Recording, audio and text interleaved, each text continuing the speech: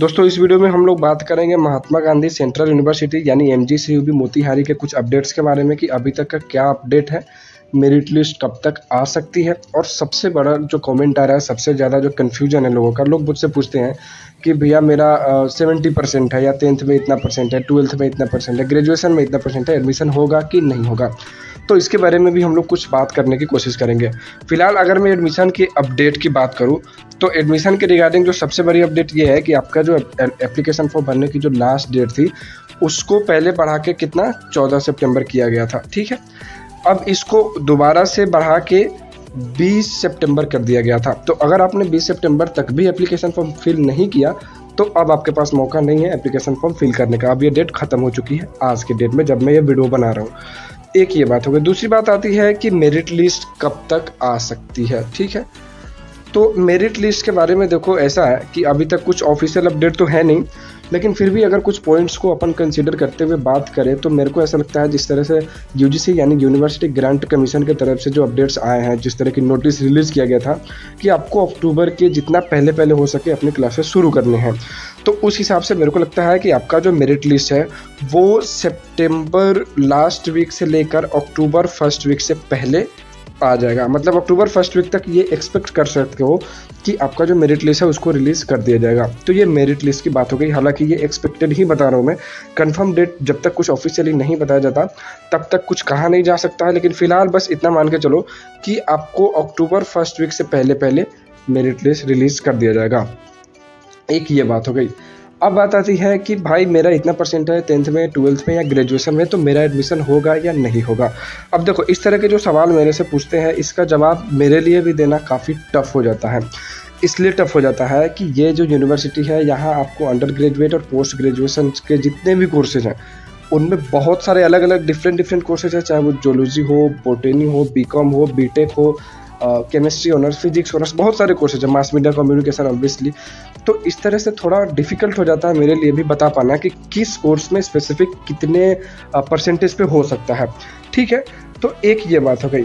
लेकिन फिर भी अगर मैं एक सेफ स्कोर की बात करूँ तो देखो अब इसमें हो सकता है कुछ लोगों को बुरा भी लगे क्योंकि कई लोगों के मार्क्स कम भी हो सकते हैं।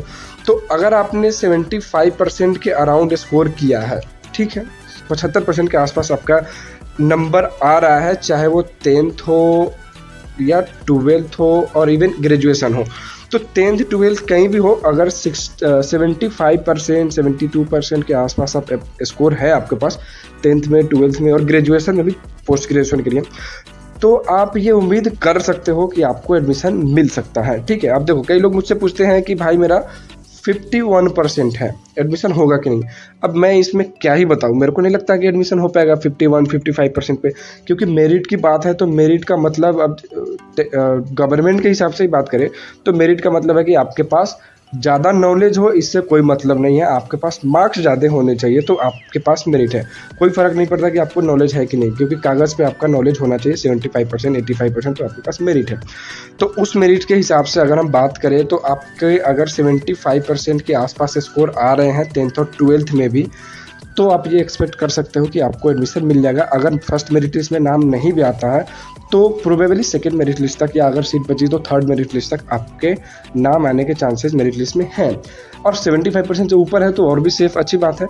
अब इसके अलावा देखो मैं जो जिन लोगों के 60% मार्क्स हैं उनको मैं निराश क्या ही करूं। मतलब सीधी बात यह है कि अगर मान के चलो 65% भी है तो हो सकता है किसी का एडमिशन हो भी जाए इस पर भी, क्योंकि ये डिपेंड करता है नंबर ऑफ एप्लीकेंट्स, कितने लोगों ने अप्लाई करा है, कितने लोगों के मार्क्स कितने आ रहे हैं। जैसे मान लो किसी ने मैक्सिमम 75-80% वाले ही हैं, तो ये बहुत सारे फैक्टर हैं जिनसे ये डिपेंड करता है कि आपका नाम आएगा या नहीं आएगा। ओवरऑल 72-75 के अराउंड अगर आप स्कोर करते हो तो मान के चलो कि आपको एडमिशन मिल रहा है।